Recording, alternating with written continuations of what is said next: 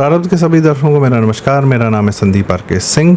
दर्शकों, आज का विषय है कि हिंदू सत्ता में नहीं रह पाएगा लंबे समय तक, क्योंकि उसको आता ही नहीं है सत्ता में रहना। क्यों नहीं आता है? क्योंकि जब वह सत्ता में रहता है तब उसको पता ही नहीं चलता है कि जो कार्य हो रहे हैं वो उसके हैं या नहीं। वो अपनी जीत को जीत नहीं समझता, वो बेवजह के मीडिया के प्रपंच को अपनी हार समझ लेता है और विजन जो है बड़ा limited day to day basis पर रहता है कि आज यह कार्य हुआ तो हिंदू जीता, यह कार्य नहीं हुआ तो हिंदू हारा। इस प्रकार की मानसिकता दिख रही है। कारण संसद का सत्र भी था, बहुत सारे कानून आने थे, आए नहीं आने थे, जेपीसी में चले गए इत्यादि इत्यादि। उससे भारत के भाग्य का निर्माण होता है नहीं होता। एक संसद सत्र पूरे भारत का भाग्य विधाता हो भी सकता है, नहीं भी हो सकता है, कोई बड़ी बात नहीं। कमिंग बैक टू दिस कि लेकिन एक जीत तो हुई। वंदे मातरम गीत को पूरे संसद सत्र के अंत में उसके जितना पूरे सारे जो पैराग्राफ्स थे जो हटा दिए गए थे, वह भी आज पूर्ण रूप में वंदे मातरम संसद में गाया गया है। आनंद मठ से शुरू हुआ 150 साल बाद या 175 साल बाद आप कह सकते हैं, सन्यासी विद्रोह के आलिंगन से निकला हुआ आनंद मठ, वहाँ से निकली हुई एक सरिता, एक धारा वंदे मातरम की आज संसद में पूर्ण रूप में गाई गई है। कौन से छंद थे जो गाए नहीं गए? थोड़ा सा पढ़ना चाहूँगा मैं। तुम्ही विद्या तुम्ही धर्म तुम्ही हृदय तुम्ही मर्म, तुम ही प्राणा शरीरे बाहुते तुम्ही ममा शक्ति, हृदय तुम्ही ममा भक्ति, तुम्हाराई प्रतिमा गाड़ी मंदिर मंदिर वंदे मातरम। तुम ही दुर्गा दश प्रहरण धारिणी, कमला कमल दल विहारिणी, वाणी विद्यादायिनी, नमामि त्वाम नमामि कमलाम, अमलाम अतुलाम सुजलाम सुफलाम मातरम वंदे मातरम। ये पैराग्राफ हमें पता ही नहीं थे, ये सरकार ने आज संसद में गाए। इन गीतों को गाकर देश को स्वतंत्र कराने का जो एक प्रयास किया गया था, क्या ये गीत आज भी हमको स्वतंत्र होने का भाव नहीं देता है? देता है। पर इस पर रिएक्शन क्या है कुछ लोगों का कि सरकार ने जो है एक टाइम पास कर दिया है, सत्र में कुछ काम नहीं किया है, सिर्फ ये वंदे मातरम फुल स्टैंजा पहली बार गा के जनता को बेवकूफ़ बना दिया है, जिंगोइज्म दे दिया है। ये रिएक्शन आ रहे हैं लोगों के, इसलिए मुझे लग रहा है, और ये सो कॉल्ड राष्ट्रवादी लोग और उस पर जनता भी उनका भी व्यवहार जो है मैक्सिमम जनता का यह दिख रहा है। कोई ये क्यों नहीं बता सकता है कि ये कितनी बड़ी जीत है आपकी? क्यों सामने वाले ने आपके वंदे मातरम से इन सारे पैराग्राफ्स को हटाया? क्यों उन्होंने ये पूरा प्रयास किया कि हम और आप भूल जाएं इन पैराग्राफ्स को? इसमें कुछ तो ताकत रही होगी ना, जिससे सामने वाले को डर लगता है।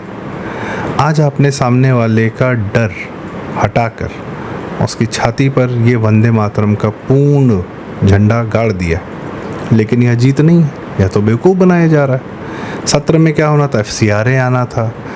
भारत सरकार में कौन सी ऐसी सरकार रही भारत में जिसने अमेरिका से पंगा लिया सीधे सीधे? FCRA कानून की इस प्रक्रिया के तहत हमने यह देखा कि अमेरिका के तंत्र को खलबली मच गई, उनकी पूंछ दब गई इत्यादि इत्यादि, और चर्च को पहली बार अपने हाइबरनेशन से बाहर आना पड़ा, मिलना पड़ा सरकार से। तो क्या उनका पेन आप नहीं समझ रहे हैं कि आप पहली बार हिंदू होकर भारत में ईसाई तंत्र और इस्लामिक तंत्र को ऐसी चुनौती दे रहे हैं जिसको आज तक किसी ने चुनौती नहीं दी? और इसमें बहुत सारे हिंदू भी शामिल हैं, हिंदू नाम के आपके विपक्ष वाले भी शामिल हैं। तो उनको दर्द हो रहा है, लेकिन आपको लग रहा है नहीं मज़ा नहीं आया, हमें जीत नहीं मिली हमें पूरी। सामने वाले का कष्ट देखकर आप अपना सुख अनुभव नहीं कर सकते। यदि वंदे मातरम आप पूरा गा रहे हैं, सामने वाले को दुख है, आपके दुश्मनों को दुख है, क्या आपकी जीत नहीं है? मॉनसून सत्र है, कानून कई सारे ऐसे आए हैं जो सत्र के बिना भी आए हैं। लोगों की आकांक्षा के अनुसार यदि राम मंदिर बनना होता तो सुप्रीम कोर्ट उस निर्णय को बहुत पहले ध्वस्त कर चुका होता।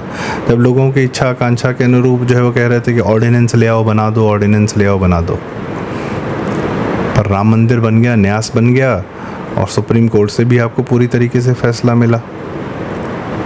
आपके यहाँ उसके राम मंदिर बनने की प्रक्रिया में और राम मंदिर बनाए जाने के बाद की प्रक्रिया में भारत तब भी शांत रहा, जब सबसे ज़्यादा उम्मीद की जाती थी कि इस कार्य के होते ही अशांत हो जाएगा, भारत जल उठेगा।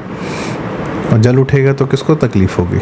उन लोगों को जो यूट्यूब बना रहे हैं, वीडियो बना रहे हैं या ज्ञान प्रवाहित कर रहे हैं, जिनका घर अगर 2-4 घटनाएं ना हों देश प्रदेश में जिस पर वो वीडियो ना बना लें, उनका घर ना चले,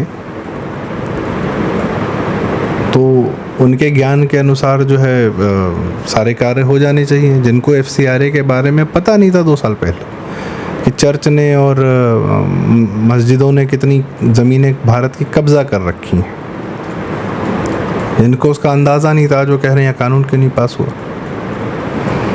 जिसको अंदाज़ा था वो अपना कार्य कर रहा है, शनय शनय कर रहा है, चरैवती चरैवती कर रहा है, भारत को शांत बनाकर शांत रख कर रहा है। एक बड़ा अच्छा उदाहरण है, एक डॉक्टर साहब अपनी कार लेकर गए ख़राब एक मैकेनिक के पास, तो मैकेनिक ने कहा गर्व से कि डॉक्टर साहब काम तो हम भी वही करते हैं जो आप करते हैं, और आप जैसे हम इंजन का मतलब गाड़ी का इंजन और गाड़ी के कलपुर्जे और गाड़ी के अलग अलग पार्ट ठीक करते हैं, आप भी वैसे ही शरीर के अन्य पार्ट ठीक करते हैं। डॉक्टर साहब ने गाड़ी स्टार्ट कर दी, बोले अब चलती हुई गाड़ी को ज़रा ठीक करके दिखाओ।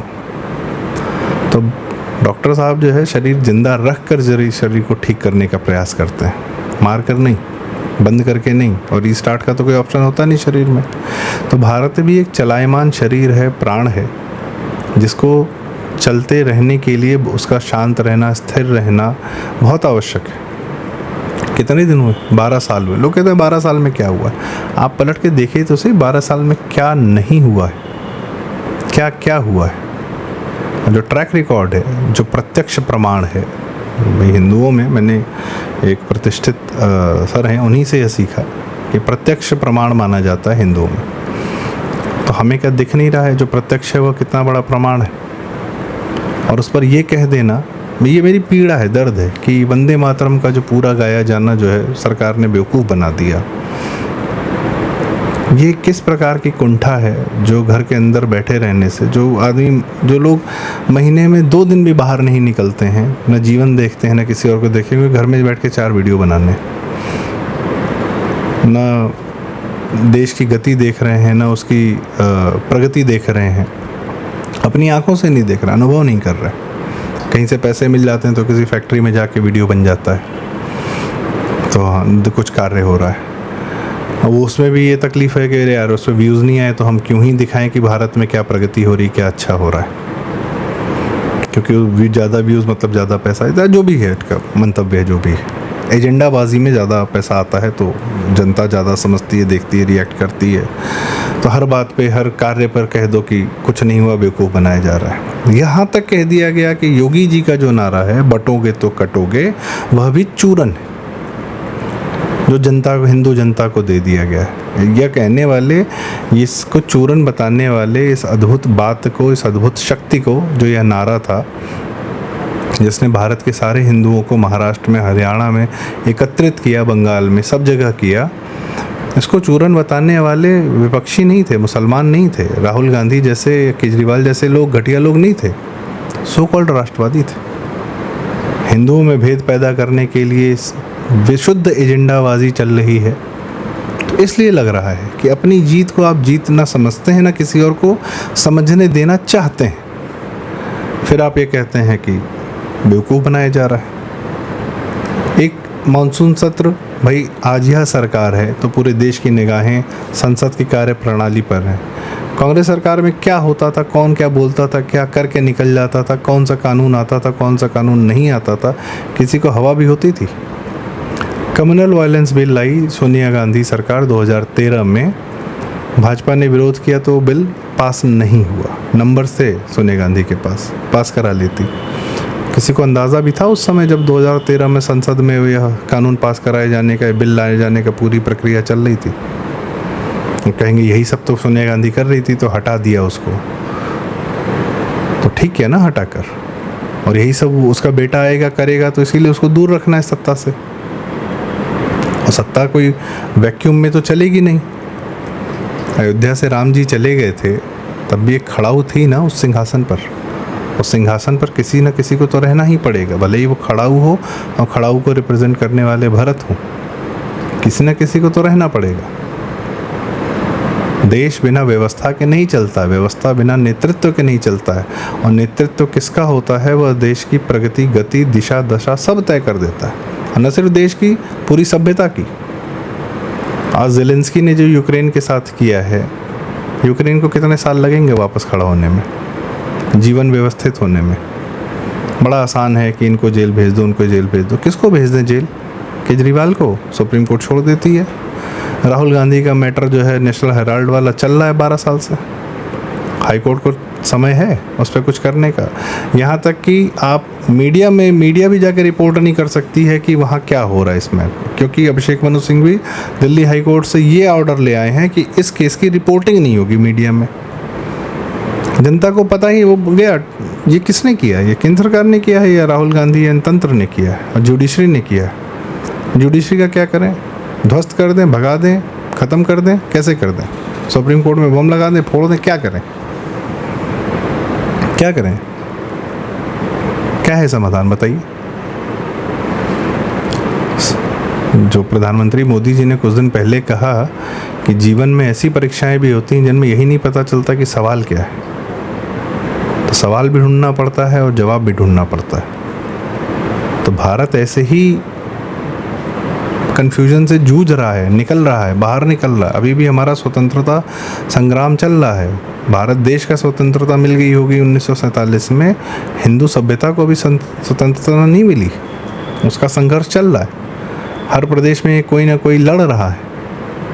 योगी जी हों उत्तर प्रदेश में, चाहे हेमंत बिश्व शर्मा हो असम में, जो अहोम सभ्यता को बचाए रखने के लिए उसके एक वाहक हैं, उस श्रृंखला में एक कड़ी हैं। शुभेंदु अधिकारी आए हैं, अभी बंगाल सभ्यता को वापस से उत्थान पर ले जाने का प्रयास कर रहे हैं। महाराष्ट्र में देवेंद्र फडणवीस हैं। गुजरात के लोग ने अपनी सभ्यता खुद बचा रखी है, गर्व कर रहे हैं उस पर। बाकी तमिलनाडु को तो ईसाई पसंद आ जाते हैं, तो क्या कहे, कैसे बचा लोगे? ईसाई नेतृत्व से जो है तमिलनाडु की तमिल कल्चर को कैसे बचा के रख लेगा? उसको तो सभ्यताओं को खा जाने का आदत है ना। वंदे मातरम का गायन हुआ, पहली बार हुआ, संसद में हुआ, पूरे हम सब हिंदुओं के लिए। जो मैंने जो वो पढ़ा, माँ दुर्गा की स्तुति हो रही है संसद में। सेकुलरिज्म के कुचक्र तंत्र से आप पहली बार बाहर आ रहे हैं, शनय शनय आ रहे हैं। आप इसको जीत नहीं मानेंगे, बेवकूफ़ बनाया जा रहा है। तो जब मानसिक अवस्था आपकी यह है कि आपको कुछ भी जीत नहीं लगती, तो आप हारे हुए हैं। और जब आप हारे हुए हैं तो आपका सत्ता में तो होना न होना बराबर ही है। जब आपको सत्ता में होने का एहसास नहीं, आभास नहीं, सत्ता में रहकर करना क्या होता है, अपनी सभ्यता को कैसे पुश करना होता है। आप सत्ता में हैं, कोई आज आपके खिलाफ नहीं है सत्ता से। अपनी सभ्यता को आगे बढ़ाइए, यह आपका कार्य है। अपने गली मोहल्ले के बच्चों के साथ या अपने परिवारों में या कहीं भी आसपास, कहीं भी कम से कम यह तो बताइए कि हिंदुओं का इस धरती पर होना आवश्यक क्यों है। सत्ता मिली, आप यह बात कहेंगे, सोशल मीडिया कहीं भी कहेंगे, तो कोई सामने से गिरफ्तार करके थोड़ी ले जाएगा। हिंदुओं को प्रचार प्रसार करने पहले की तरीके से सत्ताएं खिलाफ में तो नहीं खड़ी ना। आज समय मिला, आगे बढ़िए, हिंदू सभ्यता का इतना प्रचार प्रसार करिए कि सबको समझ में आए कि हाँ, हिंदू होना आवश्यक है, आवश्यक है। एक अल्लाह, एक वर्ड लेकर दुनिया भर को जान से मार देना, क्या ये सभ्यता है? या सारे भगवान हों, कोई भी भगवान हो, उसको पूज लेना, यह सभ्यता है? तो ये बताने का कार्य किसका है? जिनके अपने प्लेटफॉर्म्स हैं, जिनकी बातें लोग सुन रहे हैं, लाखों लोग सुन रहे हैं, सो कॉल राष्ट्रवादी हैं, सो कॉल हिंदुत्ववादी हैं। राहुल गांधी को 4 गाली दे के, सोनिया गांधी को 4 गाली दे के हम राष्ट्रवादी हैं, ऐसे नहीं होता। लेकिन हम अपने वाले को भी गाली देंगे। आलोचना में एक फ़र्क होता है। आज बंदे 2 बातें कह दी, बटोगे तो कटोगे चूरन है, वंदे मातरम जो है बेवकूफ़ बना रहे हैं। कौन सी मानसिक अवस्था में जी रहे हो भाई आप लोग? आज अपने परिवारों को, अपने बच्चों को हिंदू आप क्यों हैं, क्या कितना आवश्यक है, कितना बेहतरीन सौभाग्य है कि हिंदू जीवन शैली मिली है, हिंदू समाज के आसपास रहते हैं हम, ये कितना बड़ा सौभाग्य है। इस्लाम के आसपास रहते, ईसाइयत के आसपास रहते, ठीक रहते, खुश रहते। वो के एजेंडा में बच्चे LGBTQ हुए जाते, मज़ा आता, बहुत अच्छा लगता।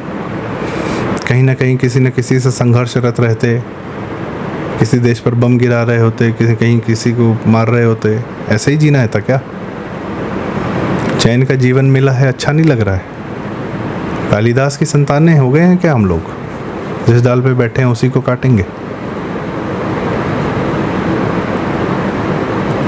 जिस वृक्ष की हवा ले रहे हैं, जिससे वैसे और वृक्ष पैदा करने हैं, या उसकी डाल काट के चूल्हे में डाल के बस खाना खा जाना है? ये तय करना पड़ेगा ना। सत्ता में होने का मतलब क्या है, अर्थ क्या है, सत्ता की निरंतरता क्यों चाहिए, और जो जीत है उसको जीत तो मानिए। वंदे मातरम में आज माँ शक्ति, माँ दुर्गा का आह्वान नई संसद में हुआ है। छोटी जीत है ये, सबकी छाती पर चढ़ के हुआ है, छोटी बात है ये। क्या कहा जाए, अक्सर जो है निराशा से बात करने की इच्छा नहीं होती है। निराशाजनक बातें तो बिल्कुल पसंद भी नहीं, अच्छी भी नहीं लगती, पर हिंदुओं को अपनी जीत समझनी चाहिए और उसको मानना चाहिए। यदि आज वंदे मातरम का उद्घोष, पूर्ण गान, माँ दुर्गा, माँ शक्ति का आह्वान संसद में हुआ है, ये हिंदुओं की बहुत बड़ी जीत है, सबसे बड़ी जीत है। किसी भी बिल, किसी भी कानून से बड़ा है ये। इसको मानिए, उसको सबको समझाइए, जिसको भी हो। मेरी इच्छा आकांक्षा है, यदि आपने यहाँ तक सुना है तो आप अपने माध्यम से इस बात को जितना दूसरे लोगों, इस वीडियो के माध्यम से करें या अपने स्वयं के स्तर पे करें, प्लीज़ करिए। बहुत बड़ी जीत मिली है आज, उसको मानिए। इसी के साथ आज की चर्चा का समापन। अगर उचित लगी हो बात तो कृपया लाइक करें, शेयर करें, चैनल ज़रूर सब्सक्राइब करें। प्रारब्ध कमेंट्स में अपनी राय हमें ज़रूर बताएं। बहुत बहुत धन्यवाद। नमस्कार, जय श्री राम, जय माँ दुर्गा, वंदे मातरम।